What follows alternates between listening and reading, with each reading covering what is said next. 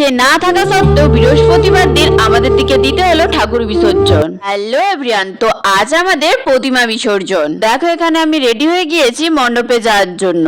প্রতিমাকে দেখো মণ্ডপের বাইরে বের করে দেওয়া হয়েছে, আর আমাদের বৌদি এখন প্রতিমাকে বরণ করে নিচ্ছে। দেখো এখানে বৌদির বরণ হয়ে গিয়েছে। এখন আমরা সবাই মিলে ঠাকুরকে ভাসান দিতে যাচ্ছি।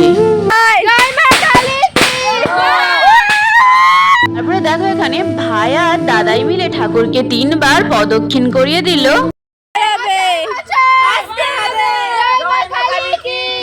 মা এসেছিল চারিপাশ আলো করে, আর মা ফিরে গেল চারিপাশে যেন শূন্যতা রেখে। আমাদের মা না আমাদের কাছে একটা নৃত্য পরিবেশন করে দেখাচ্ছিল, চলো তোমাদেরকে সেটাই দেখাই।